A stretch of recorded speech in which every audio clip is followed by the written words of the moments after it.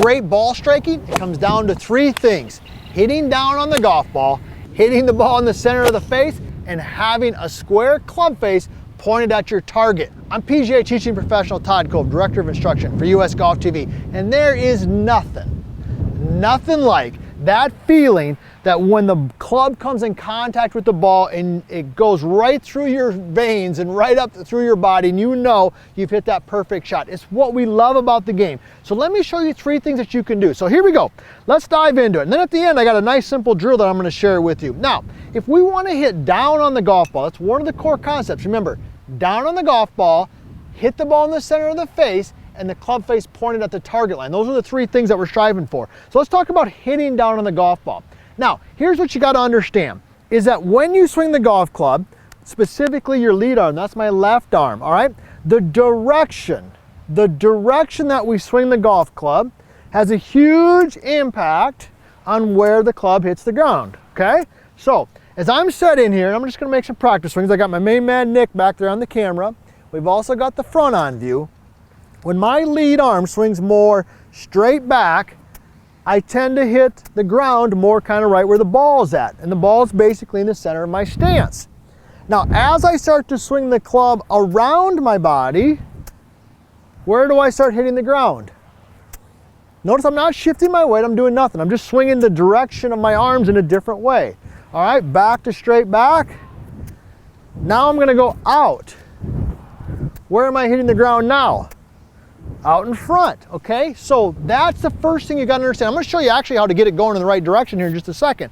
But understanding that the direction that your lead arm travels has a huge impact on where you hit the ground. And if we wanna hit ball and then ground, we gotta do that. So one of the core concepts of the vertical line swing, i.e. vertical line, all right, is for the lead arm to swing more straight back and up. So let me go ahead and just demonstrate it in slow motion. Here we go. I got a 7-iron. I want you to watch the direction that my lead arm travels, and I'm gonna give you a drill for it. So here we go. Straight back, more up. All right, I'll take that. Now, it actually was a tad thin. I know you could tell. I know you could tell it's a little thin. You're thinking to yourself, well, that wasn't very solid. Don't worry. That's the first tip. I got 2 more coming. By the time we get to the 3rd one, you're gonna hit them solid too, all right? All my friends out there, and you know my question. We love hearing where you're from. Be sure to throw that in the comments. It's one of my favorite things.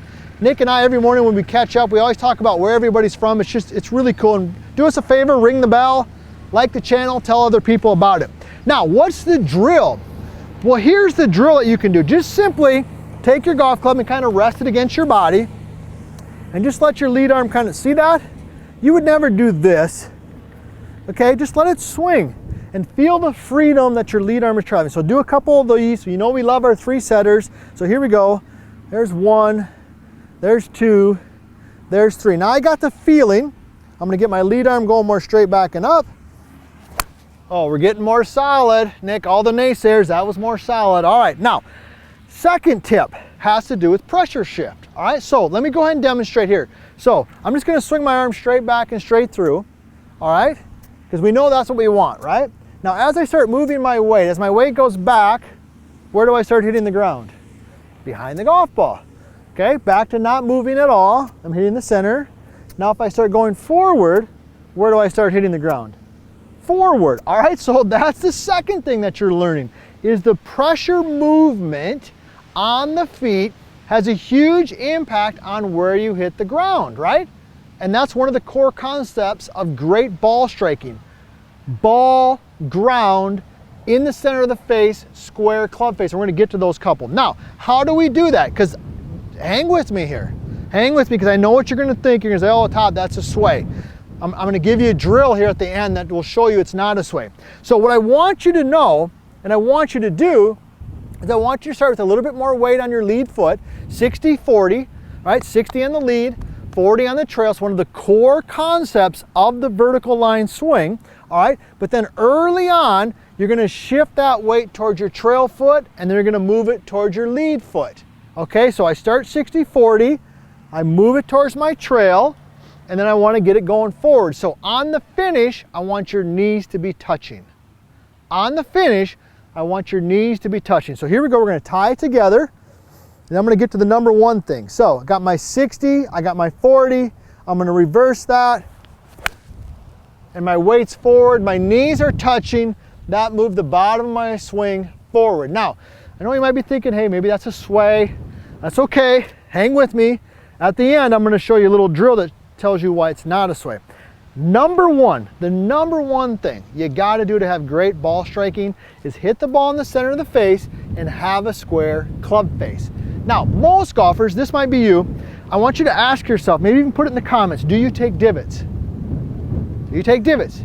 If you don't take divots, odds are your club face is wide open or your weight's back. That's why we're watching this video here today.